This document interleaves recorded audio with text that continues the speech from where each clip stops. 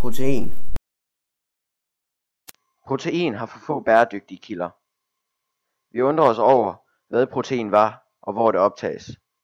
Samt undersøgte vi, hvorfor der er mangel på protein i dag, og hvad man eventuelt kunne gøre for at få mere protein fra bæredygtige kilder. Hvad er et protein? Et protein er et kæmpemolekyle. Proteinmolekylet vejer 100.000 gange mere end et vandmolekyle. Proteinet består af en masse aminosyrer. Aminosyren har en amindel og en syredel.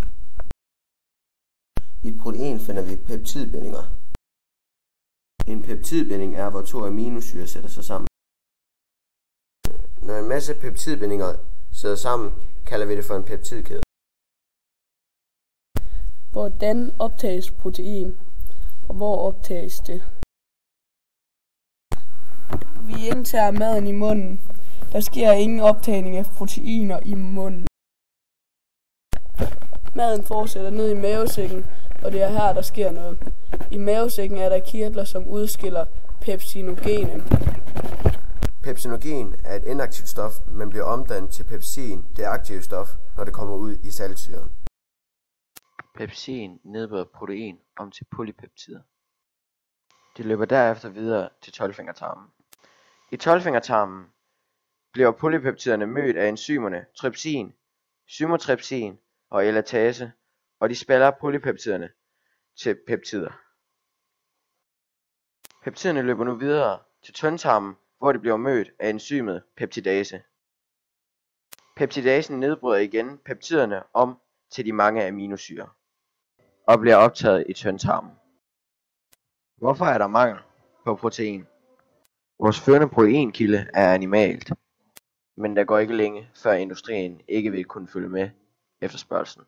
Hvert sekund bliver der fældet ca. 1 hektar af Amazonas regnskov til marker, hvor vi kan plante forskellige kornsorter til vores primære proteinkilde.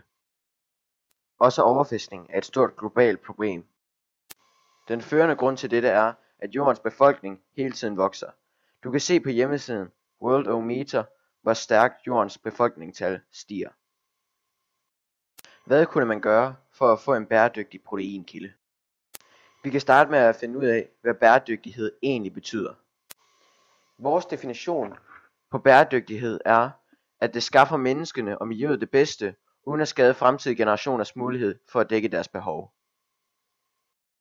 Med det i tankerne undersøgte vi nogle kilder for at se, om vi synes de var bæredygtige. Et eksempel på en bæredygtig proteinkilde ville kunne være insekter. Lige nu bliver der produceret melormechips som en alternativ løsning til proteinproblemet. I laboratorier producerer man kød ved hjælp af stamceller. Kort fortalt, så er stamceller den tidligste stadie af en celle. Forskere har manipuleret stamceller til at lave sig om til animalt kød. I 2014 kostede det over 1 million kroner at købe en burger, hvor bøffen var lavet af stamceller. Prisen er dog faldet drastisk, da produktionen af stammecellekød er steget i den grad.